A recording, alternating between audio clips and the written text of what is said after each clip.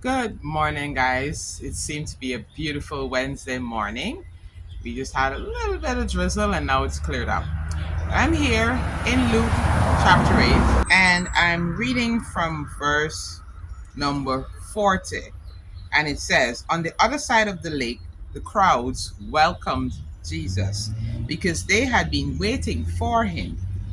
Then a man named Jairus, a leader of the local synagogue, came and fell at Jesus' feet, pleading with him to come home with him.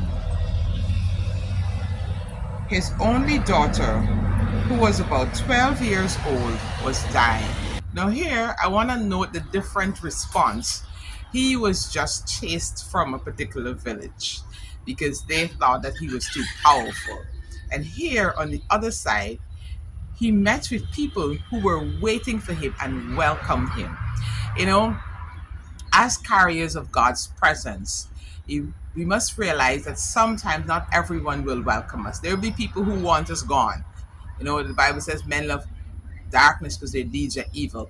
And there's some people who want to stay in their state. You know, you might be trying to tell them about the goodness of God and how they can, fix the things they're in, but they're fine with the way things are. And so they want you to leave.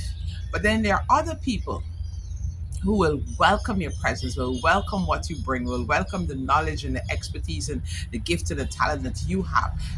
Literally been waiting for someone like you to come in and step in and help out that situation. So remember that. So don't be fuzzed when you're in a particular place and they seem very unwelcoming and they want to tell you, no, go, leave us. That's fine. It may just simply be that you're not the one to help them. You know, you're not the one destined to help them in that situation. That's not the people that you need to be in with and doing things for. The other people who are waiting for you will welcome you and will welcome your presence, will welcome what you bring to the table. And then the other thing I want to highlight is that this was a leader of leaders. He was a ruler in the synagogue. This was the place to be when it comes to religious stuff. And here he was falling at the feet of Jesus, in spite of what people were saying. Because remember, Jesus was not who he as known as he is today, as the Son of God and all of that. It was questionable at the time, but because of his need, he didn't care about all of that. He just fell at the feet of Jesus and said, hey, can you come home with me? My little girl is dying. And so I want to remind us that yes, we may feel that we are in a position of prominence, but when we have our issues, it's okay to fall at the feet of Jesus.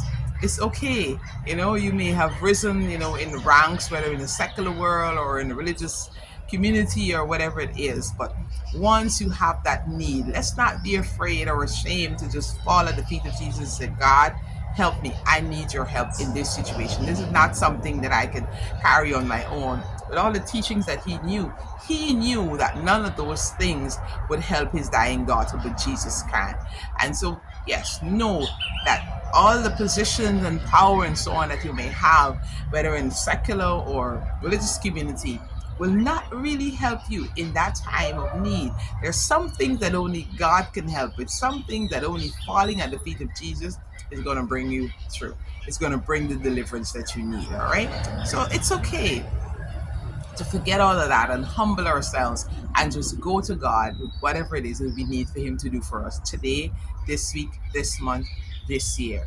He is willing and able. The Bible says He went. Why? Because He's always willing and able to help us in our time of need, right?